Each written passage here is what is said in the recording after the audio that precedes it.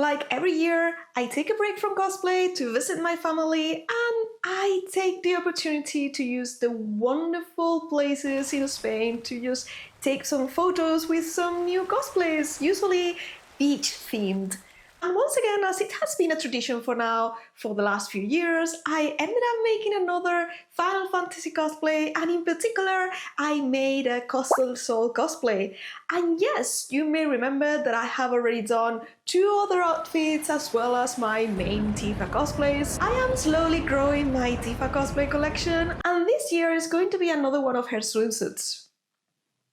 Although maybe if you're interested, I could be making some of the others as well.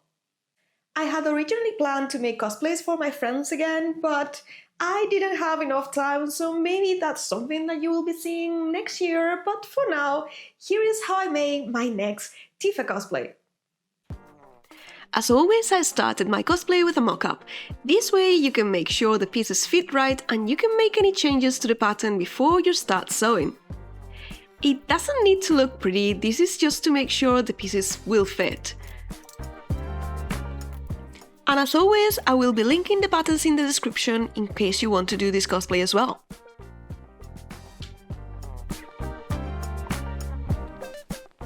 For this cosplay, I decided to use fabric from my stash, and you do need stretch fabric. Mine was a stretch satin because that's what I had handy, but you probably want something more like this lycra that has a little bit more stretch. However, keep in mind that you may need to reinforce the edges with elastic if you use a fabric which is too thin or too stretchy. I cut all my pieces, and don't forget, you want to add seam allowances if you are using my patterns.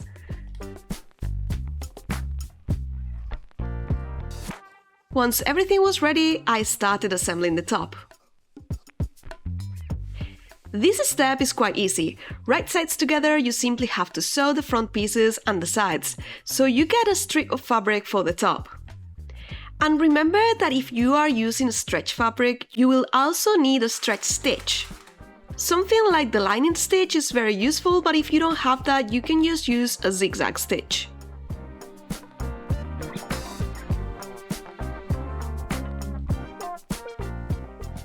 And don't forget to check the fit as you go. This piece has to go very close to your skin, and even 1 centimeter can make the piece be off. Personally, I will be wearing a bra underneath, but if you aren't, consider adding bra cups to the inside to keep the shape. At this point, you may as well sew your lining following the same steps. And to assemble the skirt, you simply have to sew the center and side pieces together. Both the front and the back are the same, and if you are using stretch fabric, you won't need a zipper. Simply sew both parts together once they are assembled.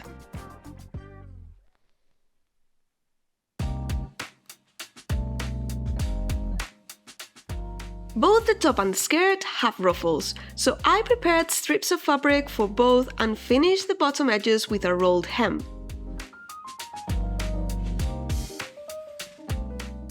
And sewing 2 rows of basting stitches at the top, I pulled from the bobbin thread to gather the fabric. This was a little bit more difficult than I would have liked because my fabric was too stiff, so I am hoping that you are using better fabric than mine.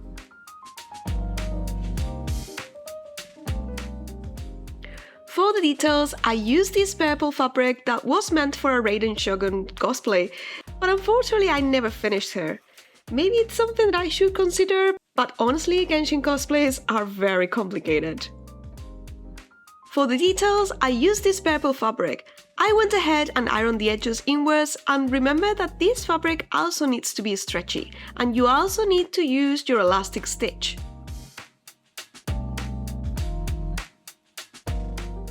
At this point, I hesitated as I wasn't sure in which order to sew the pieces. In the end, I decided to finish the top before I added the details, but it would have been probably easier to do it the other way around, at least for the straps. I attached the ruffle to the top of my bikini with a basting stitch. Then right sides together, I sandwiched it under the lining to sew it again.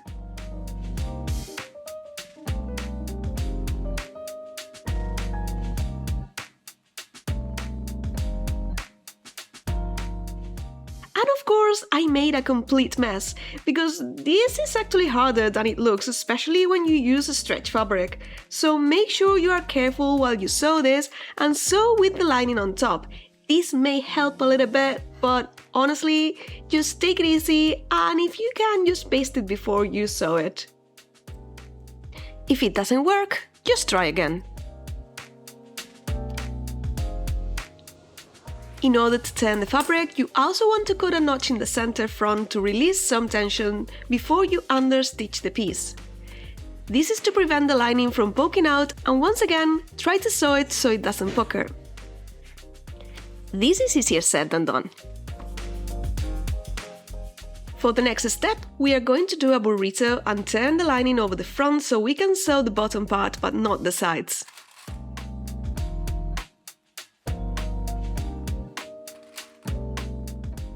And once we turn it, we can finally decorate it with the purple strips here as well. Now, I top stitched it with white because I did not look at the reference pictures and I kind of like it like this, so yeah, I should have probably matched the color to the fabric instead. Just try to keep it as straight as possible. And before I sewed the central ones, I ironed the edges inwards to create a triangle. To finish the piece, I used cover buttons for the details to make sure the color matched.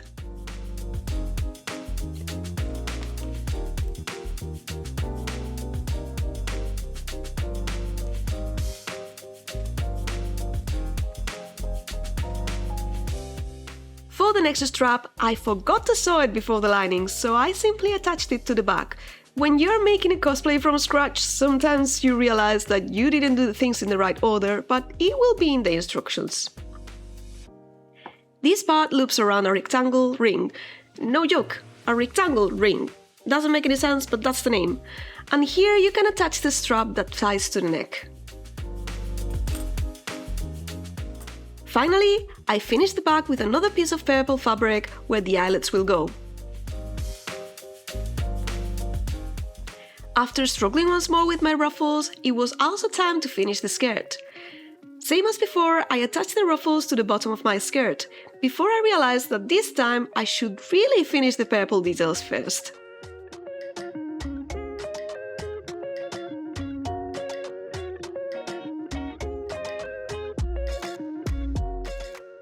So I pinned them in place and sewed them before I attached the ruffle again.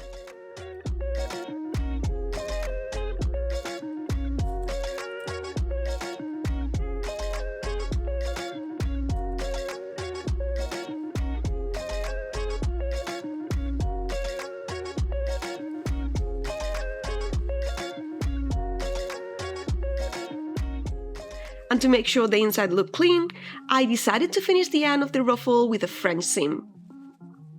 That means that I sewed it first wrong sides together, then sewed it again right sides together. That keeps all the raw edges on the inside.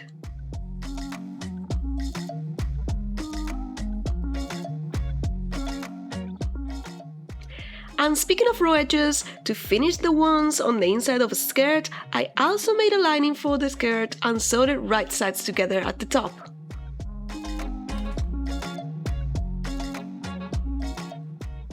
Then I hid all the frame fabric and sewed it again.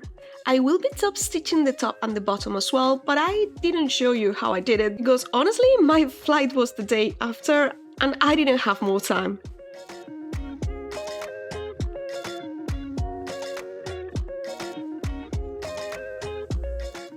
The last step was to make some extra straps for the back and decorative ones for the sides, and this is simply done sewing a long strip of fabric and turning your fabric. Although it was embarrassing how difficult this was. Please don't use satin for this project, it was a terrible idea and I really struggled with it. And like this, finishing last minute as usual, I just took my flight to Spain to finish the last details and I finally was able to take some pictures at the beach.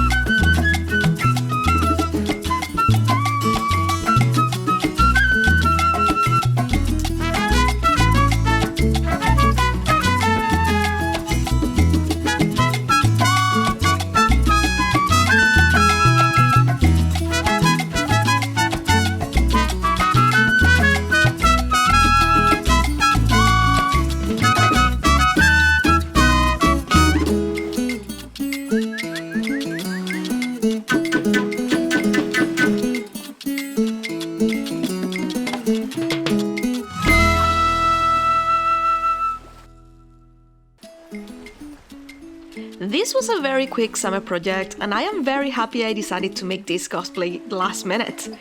It has been a tradition for a while to make a new Final Fantasy cosplay each summer, and it won't be the last. Let me know which version you want to see next, and who knows, I may be making it next time.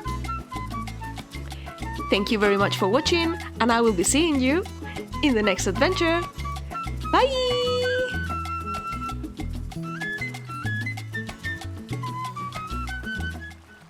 I'm a faulty Spanish person. This is as done as I go, okay? That's what it is.